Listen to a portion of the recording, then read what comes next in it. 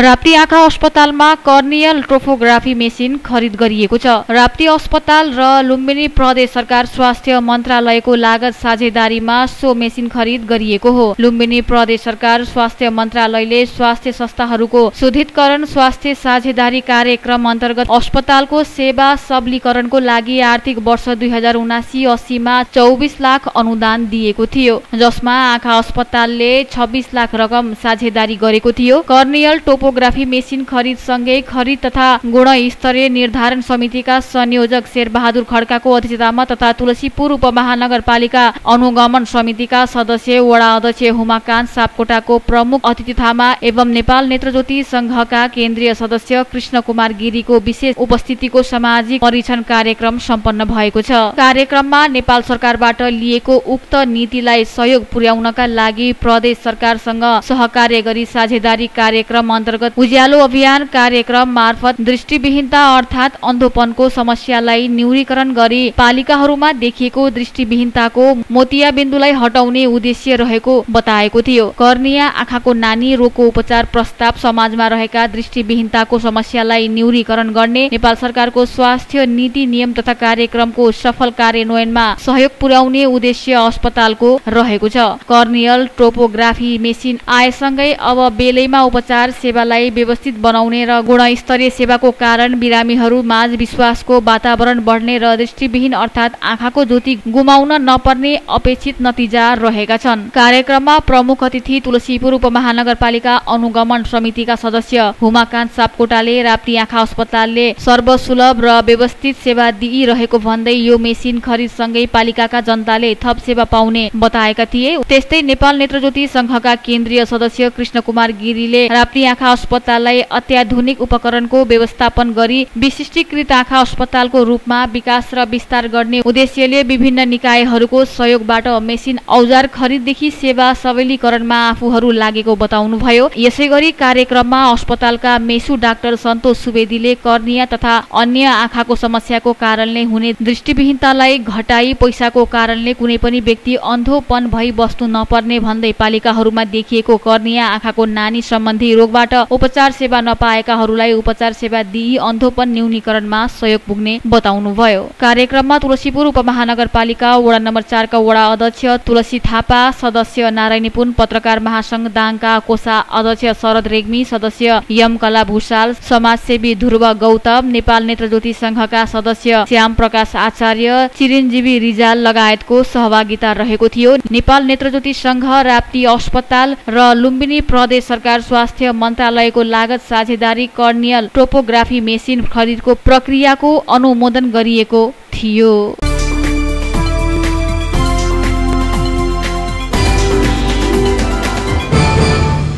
राष्ट्रिय वृक्षारोपण दिवसको अवसर पारेर डिभिजन वन कार्यालय दाङले बिहीबारदेखि जिल्लाभर वृक्षारोपण कार्यक्रमको सुरुवात गरेको छ। घोराही उपमहानगरपालिका वडा नम्बर 2 मा रहेको गौरी सामुदायिक वनको खाली क्षेत्रमा बिहान एक कार्यक्रमको आयोजना गरी वृक्षारोपण कार्यक्रमको सुरुवात गरिएको डिभिजन वन कार्यालय दाङका सूचना अधिकारी खेमबहादुर केसीले जानकारी दिनुभयो। डिभिजन वन कार्यालय दाङका प्रमुख डिभिजन अधिकृत मोहन प्रसाद श्रेष्ठको सभापतित्व एवं प्रमुख जिल्ला अधिकारी सुशील वैद्यको प्रमुख अतिथि एक औपचारिक कार्यक्रमको आयोजना गरी वृक्षारोपण कार्यक्रमको सुरुवात गरिएको हो। कार्यक्रममा बोल्दै प्रमुख अतिथि प्रमुख जिल्ला अधिकारी वैद्यले नेपालको सामुदायिक वन कार्यक्रम विश्वमै एक सफल कार्यक्रम भएको चर्चा गर्दै वनका माध्यमबाट जीविकोपार्जन सहित वन तथा वातावरणको संरक्षणमा लाग्न सबैलाई अनुरोध गरे। कार्यक्रममा बोल्दै डिभिजन वन अधिकृत श्रेष्ठले यो वर्ष दाङमा 3 लाख बढी बिरुवा रोप्ने लक्ष्य अनुसार आजदेखि काम थालिएको बताउनुभयो। 5 वटा नर्सरीमा उत्पादन गरिएका 3 लाख बढी बिरुवा रोप्ने काम आजदेखि सुरु भएको उहाँको भनाइ थियो। राष्ट्रिय वृक्षारोपण दिवसका अवसरमा बिहीबार विभिन्न 14 स्थानमा औपचारिक कार्यक्रम नै गरेर 15,000 बढी बिरुवा रोपिएको जानकारी दिए। कार्यक्रममा घोराही उपमहानगरपालिका वडा नम्बर 2 का अध्यक्ष चित्रबहादुर चौधरी, गौरी सामुदायिक वन समूहका अध्यक्ष हिरालाल चौधरी, वडा सदस्य शरद डाङ्गी, सहायक वन अधिकृत अनन्त डाङ्गी, कृष्ण सेन, बहु प्राविधिक शिक्षालयका प्रशिक्षक प्रकाश ढकाल लगायतले बोलेका थिए। सहायक वन अधिकृत अर्जुन प्रसाद चापागाईको स्वागत मन्तव्यबाट सुरु भएको कार्यक्रमको सहजीकरण सहायक वन अधिकृत एवं सूचना अधिकारी खेमबहादुर केसीले गरेका थिए।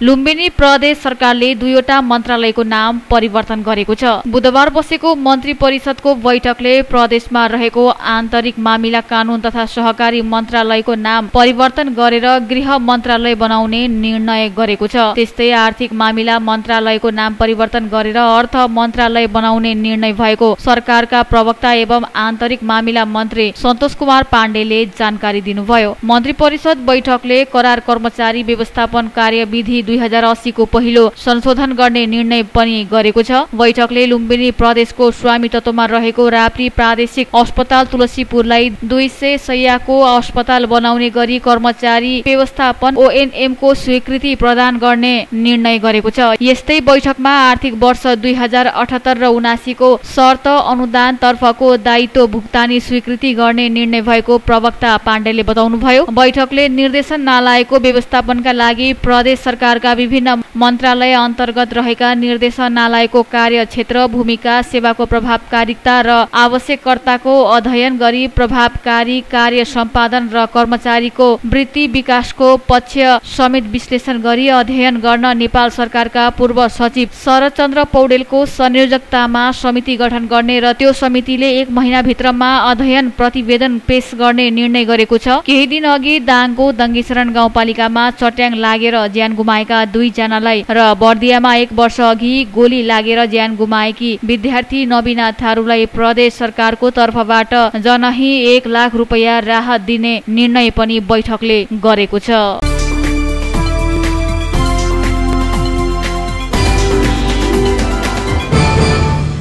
सरकारले कमलरी प्रथा उन्मूलन गरेको 10 वर्ष पूरा भएको छ। 2070 साल जेठ 19 गते सरकार र आन्दोलनरत कमलरी बीच 10 बुन्दे सहमति भएपछि सरकारले 2070 साल असार 13 गते देशलाई कमलरी मुक्त देश घोषणा गरेको थियो। कमलरी मुक्त घोषणा भएको दिनलाई मुक्त कमलरीले मुक्तको दिवसका रूपमा मनाउने गरेका छन्। कमलरी मुक्त देश घोषणा भएको 10 वर्ष पूरा भएको अवसर पारेर बुधबार मुक्त कमलरीले घोराही उपमहानगरपालिका 17 को चौघेरामा 10औं कमलरी मुक्त दिवस मनाएका छन्। सरकारले कमलरी मुक्त घोषणा गरे पनि मुक्त कमलरीलाई शिक्षा, स्वास्थ्य, सिप सिकाउन सँगै पुनः स्थापनामा ध्यान नदिँदा कतिपय कमलरीको अवस्था दयनीय रहेको सहभागीले बताएका थिए। सरकारसँग भएको सहमति अनुसार सरकारी परिचय पत्र प्राप्त गरेका मुक्त कमलरीले राज्यले प्रदान गर्ने छात्रवृत्ति लगायतका सेवा सुविधा प्राप्त गरे पनि लगत लिनबाट छुटेका कमलरीले कुनै पनि सेवा सुविधा प्राप्त गर्न नसकेको मुक्ति कमलरी विकास मञ्चका केन्द्रीय अध्यक्ष हिरादेवी चौधरीले जानकारी दिएकी छन्। केन्द्रीय अध्यक्ष चौधरीका अनुसार दाङ, बाँके, बर्दिया, कैलाली र कञ्चनपुरमा 4134 जनाले सरकारी परिचय पत्र प्राप्त गरेका छन्, तर अझै 7835 जना कमलरीको सरकारले लगन संकलन नहुँदा सरकारी परिचय पत्र प्राप्त गर्न सकेका छैनन्। सरकारी परिचय पत्र नहुँदा राज्यले प्रदान गर्ने सेवा सुविधाबाट वञ्चित हुनुपर्ने उनले बताएकी छिन्। कार्यक्रममा बोल्दै घोराही उपमहानगरपालिका उपप्रमुख हुमा कुमारी डीसीले मुक्त कमलरीलाई समाजमा पूर्ण स्थापनासँगै सिपका माध्यमबाट आत्मनिर्भर बनाउन स्थानीय सरकारले सहयोग गरेको बताइन्। कार्यक्रममा बोल्ने अन्य वक्ताहरूले मुक्त कमलरीहरूको लगत संकलन सँगै उनीहरूलाई सिप र शिक्षाका माध्यमबाट समाजमा पूर्ण स्थापना गर्नुपर्ने, हत्या भएका, बेपत्ता परिएका, यौन शोषणमा परेका, कुमारी आमा बनेका मुक्त कमलरी र उनीहरूका परिवारलाई न्याय र क्षतिपूर्तिका साथै दोषीलाई कारबाही गर्नुपर्ने, यौन शोषणमा परि जन्मेका सन्तानको पहिचान, पालन पोषण र शिक्षाको व्यवस्था हुनुपर्नेमा जोड दिएका थिए। कार्यक्रममा जिल्ला प्रहरी कार्यालय दाङका प्रहरी नायब उपरीक्षक राजन कुमार गौतम, मुक्ति कमलरी विकास मञ्चका स्थापक केन्द्रीय अध्यक्ष मञ्चिता चौधरी, मुक्त कमैया समाजका सल्लाहकार सौन्तली चौधरी, जिल्ला भूमि अधिकार मञ्चका अध्यक्ष देउमन दमाई, घोराही उपमहानगरपालिका वडा नम्बर 2 का सदस्य टोप बहादुर डाङ्गी, वडा नम्बर 4 का सदस्य रमलाल चौधरी, पत्रकार छविपुरी, मुक्त कमलरीहरू रूपनी चौधरी लगायतले शुभकामना मन्तव्य व्यक्त गरेका थिए। कार्यक्रममा मञ्चकी व्यवस्थापक सुलोचना चौधरीले मुक्त कमलरीको बारेमा जानकारी गराएकी थिइन्। कोषा अध्यक्ष सुशीला चौधरीको स्वागत मन्तव्यबाट सुरु भएको कार्यक्रमको सहजीकरण मञ्चकी पूर्व केन्द्रीय अध्यक्ष सुनिता चौधरीले गरेकी थिइन्।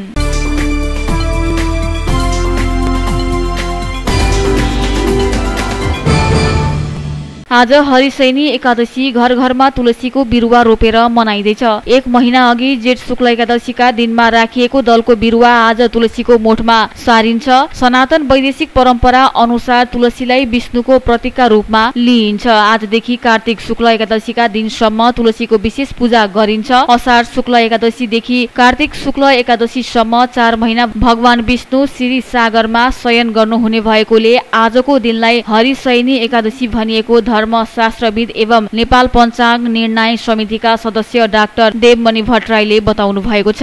भगवान विष्णु शयन गर्नुहुने 4 महिनालाई चतुर्मास पनि भनिन्छ। यस वर्ष भने साउन महिनामा अधिक मास परेकोले 5 महिना हुने भएको छ। 1 वर्षमा 24 वटा एकादशी पर्ने गर्दछ। यस वर्ष भने अधिक मासका 2 समेत गरी 26 वटा एकादशी परेको भट्टराईले बताउनु भयो। वैज्ञानिक रूपमा पनि बढी अक्सिजन पाइने प्रमाणित भएको तुलसी विभिन्न रोगका लागि औषधिका रूपमा समेत प्रयोग गरिन्छ। तुलसीको मोठ भएका ठाउँमा रोग सार्ने विषालु प्रकारका कीटाणु नआउने विश्वास समेत गरिन्छ।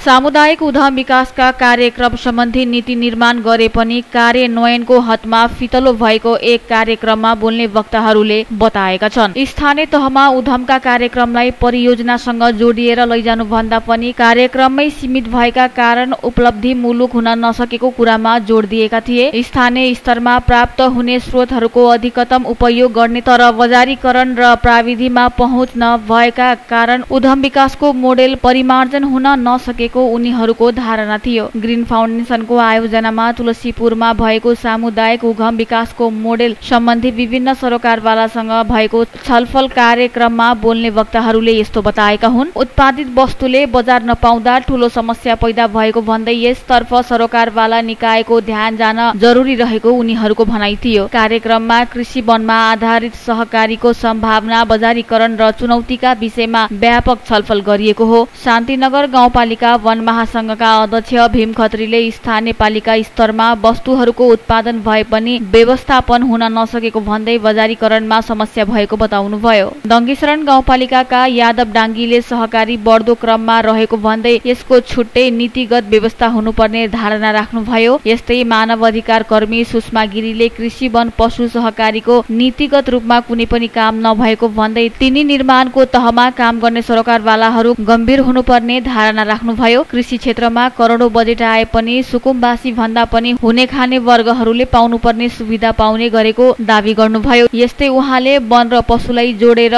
नमुना योग्य काम गर्नुपर्ने र नीतिगत कुरालाई अक्षरश पालना गर्नुपर्ने बताउनुभयो। दङ्गीशरण गाउँपालिका निवर्तमान अध्यक्ष भागीराम चौधरीले स्थानीय स्तरमा त्यही वस्तु उत्पादन हुँदा बजार नपाउने तर बाहिरबाट त्यही वस्तु आयात हुँदा बजार पाउने भएका कारण उद्यमीहरूलाई समस्या भएको बताउनुभयो। आफ्नै ठाउँमा उत्पादन भएका वस्तुलाई उपभोग नगरी बाहिर खोज्न जाने भएका कारण सफल उद्यमी बन्न समस्या भएको बताउनुभयो। छलफलमा तुलसीपुर, दङ्गीशरण, शान्तिनगर र बबई गाउँपालिका सहकारी शाखा प्रमुख केन्द्र प्रदेश र स्थानीय वन महासंघ डिभिजन वन सहकारीका अगुवा र उद्यमीहरूको सहभागिता रहेको थियो। ग्रीन फाउन्डेसनका अध्यक्ष विष्णु केसीको अध्यक्षतामा भएको कार्यक्रमको सहजीकरण सचिव सुरेन्द्र रावलले गर्नुभएको थियो।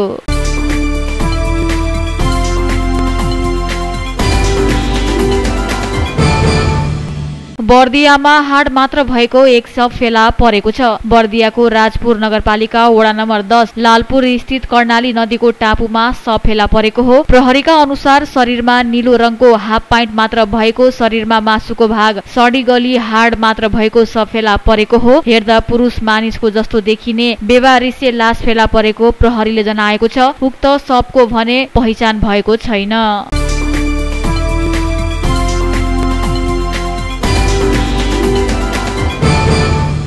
जननेता मदन भण्डारीको 72औं जन्म जयन्तीको अवसरमा विचारगोष्ठी कार्यक्रम तुलसीपुरमा सम्पन्न भएको छ। प्रेस चौतारी नेपाल दाङ शाखाले भण्डारीको जन्म जयन्तीको अवसर प्रेस तथा अभिव्यक्ति स्वतन्त्र र मदन भण्डारी विषयक विचारगोष्ठी तुलसीपुरमा गरेको हो। कार्यक्रममा प्रेस काउन्सिल नेपालका सदस्य शरद अधिकारीले मदन भण्डारीको राजनैतिक जीवन र जबजको भूमिकाका बारेमा कार्यपत्र प्रस्तुत गरेका थिए। कार्यपत्र प्रस्तुत गर्दै अधिकारीले जनताको बहुदलीय जनवाद जवजलाई नेपालको राजनीतिक आन्दोलनमा सार्थक रहेको बताउनुभयो। अधिकारीले जननेता भण्डारीको जनताको बहुदलीय जनवाद र त्यसका मूलभित्र विशेषताहरू, बहुदलीय प्रतिस्पर्धाको प्रणाली, मानवाधिकारको रक्षा लगायतका विषयमा कार्यपत्रमा चर्चा गरेका थिए। 2050 जेठ 3 गतेका दिन दासढुङ्गामा कमरेड मदन भण्डारी र जीवनराज आश्रितको रहस्यमय हत्या गरिएको थियो। उक्त कार्यपत्रमाथि नेस्बीका उपाध्यक्ष महेन्द्र भण्डारीले टिप्पणी गरेका थिए। कार्यक्रममा प्रमुख अतिथि नेकपा एमालेका केन्द्रीय सदस्य घनश्याम पाण्डेले जननेता भण्डारी नेपाली कम्युनिस्ट आन्दोलनका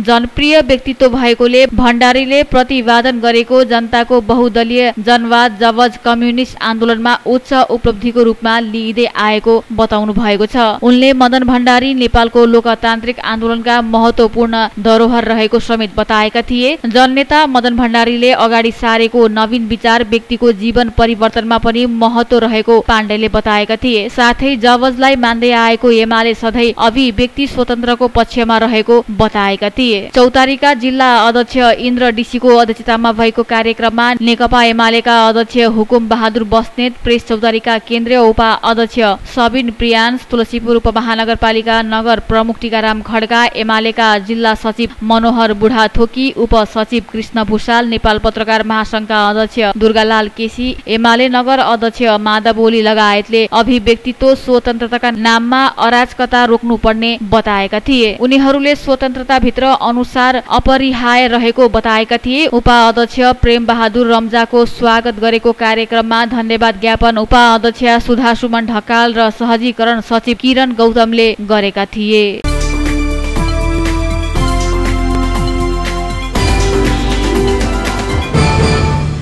गुल्मीको रेसुङ्गा नगरपालिकाले रैथाने बालीको संरक्षण एवं प्रबन्ध कार्यक्रम सुरु गरेको छ। नगरपालिकाको वडा नम्बर 13 अन्तर्गत उपल्लो भंगारीमा रहेको रेसुङ्गा होम स्टललाई रैथाने बाली संरक्षण गर्दै सञ्चालन गर्ने उद्देश्यले नगरपालिकाले यस्तो कार्यक्रम ल्याएको हो। रेसुङ्गा नगरपालिकाका मेयर खिलध्वज पन्थीले रैथाने बालीको संरक्षण गरेर आयातलाई प्रतिस्थापन गर्न सकिने बताउनु भएको छ। उहाँले विगतमा कोदो, फाफर, जौ, भटमास जस्ता रैथाने बालीलाई नचिनेर चामल मात्रै खाँदा सुगर, ब्लड प्रेसर जस्ता रोग लाग्न थालेको बताउनुभयो। उहाँले परम्परागत खानालाई संरक्षण गर्दै स्वास्थ्य बचाउनका लागि पनि यो कार्यक्रम ल्याइएको बताउनुभयो। पर्यटनको विकासबाट यस्ता प्रकारका रैथाने बालीको प्रबन्ध गर्न सजिलो हुने पन्थीको भनाइ छ। रेसुङ्गालाई पर्यटकीय गन्तव्य स्थल बनाउन नगरपालिकाले शुभारम्भ गरेको जाउँ हिँड रेसुङ्गा अभियानले थप सहयोग पुग्ने उहाँले बताउनुभयो। रैथाने बालीको संरक्षणबाट गुल्मी आउने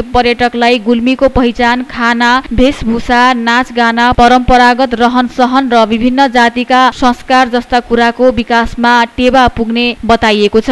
पहाडी क्षेत्रमा रैथाने बालीहरू लोप हुँदै गएको सन्दर्भमा ती बालीहरूको संरक्षण गर्दै व्यावसायिक उत्पादन बढाउने उद्देश्यले नगरपालिका मार्फत यो कार्यक्रम सञ्चालन गरिएको हो। यो कार्यक्रमले ग्रामीण क्षेत्रको अर्थतन्त्रलाई माथि उकास्न थप सहयोग पुग्ने आशा लिएको छ। पछिल्लो समयमा जिल्लाका अन्य गालिकाहरूले पनि आफ्नो नीति तथा कार्यक्रममा रैथाने बालीको संरक्षण र प्रबन्धमा जोड दिएका छन्।